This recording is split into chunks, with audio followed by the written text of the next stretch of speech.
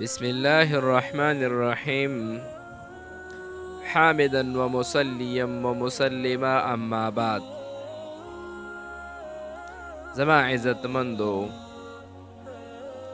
من پدې چینل کې د دینه مخ کې څه وظایف داسې ورکړو د اولاد د نافرمانه اولاد په باره کې د هغه بچي چې پربردار د والدینو جوړ شي د هغې په باره کې بعضې ملګرو داسې تفوسونه کړو چې موږ ته داسې وظیفه وښایه، مختصره وظیفه راته وښایه چې موږ هغې باندې عمل کوو او زموږ چې څومره اولاد دی چې هغه اولاد الله رب العالمین زموږ د نافرمانونه وساتي او زموږ پربردار اولاد جوړ شي. نو زما عزتمندو د هغې دپاره یو ډېر مجربه ملحم او یو ډیر مختصر عمل دی چې کم انسان دا آیات کریمه په هغه طریقې سره لولي چې په کومه طریقه باندې من خایو، نو انشاءالله چې مجرب عمل دی او مجربه وظیفه ده او ښکلی مبارک د قرآن مجید آیات دی، مختصر آیات دی. خو د ټولو نه اول درته یو خبره کوم چې موږ دا وظایف ورکو د مسلمانانو ته د فیدې رسولو دپاره او الله دې وکړي چې زموږ او ستاسو په دې باندې یقین جوړ شي او موږ یې خپل په عملي ژوند کې راولو. خو د ټولو نه اول که زموږ په دې چینل کې نوی یې نو زموږ دا چینل د ځان سره سبسکرایب کړئ او ټلی نشان ورسره ووهئ چې داسې قسم وظایف او نور مجرب وظایف او نور مجربې وظیفې زمونږ ستاسو تر ټولو نه اول درځي او د هغې نه علاوه نورو ملګرو سره هم شریکې کړئ او د دغې سره نورو ملګرو ته هم د دې طریقه وښایئ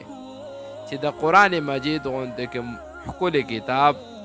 چې د هغې مبارک آیاتونه زمونږ او ستاسو په خولې لوستلی کېږي، نو انشاءالله زما عزتمندو چې د دې د وجې به زمونږ دنیا آخرت دواړه چې کوم دی ښایسته وي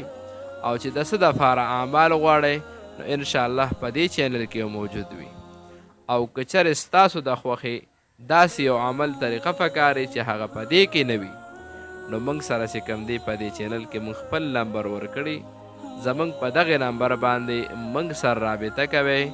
انشاءالله ستاسو چې څه قسمه ضرورت وي او د څه دپاره عمل پکاري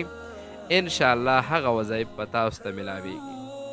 اوس راځو دغه خپل ځای ته تاسو ته اول د آیات کریمه ښایو. د دې طریقه دا ده چې کله مونځ انسان وکړي د هر مونځ نه بعد 5 وخته مونځ دی، د مونځ نه بعد دا آیات کریمه چې کوم دی دا لږ غوندې کې مختصر یو څو ځله لوستل دي. که انسان وایي چې زه مونځ وکړم د هر مانځه نه وروستو د دا آیات که مثال دی یو ځل لوستی شي، که 3 پیرې لوستی شي، که 5 پیرې لوستی شي، که 7 پیرې لوستی شي، نو دا آیات کریمه تر د 7 کرتو پورې برابري انشاءالله چې اولاد به الله پاک د نافرمانۍ نه ساتي. خو صرف دې کې یو خبره کوم، په دې کې دا فی ذریتی ټکې راځي، فی ذریتی دې ځله چې انسان رارسي نو په دې ځای کې د انسان د خپل اولاد په ذهن کې ساتي. دا آیات کریمه چې به زغون لولي په دې وخت کې به ته د خپل اولاد په ذهن کې ساتي. او ستاسو ته هغه آیات کریمه هم اعوذ بالله من الشیطان الرجیم بسم الله الرحمن الرحیم وأصلح لي في ذريتي إني تبت إليك وإني من المسلمين صدق الله العظیم. زما عزتمندو دغه مختصر آیات کریمه دی چې هر یو ملګري دا لولي د لوستو په ټیم کې د فرض منفصل لولي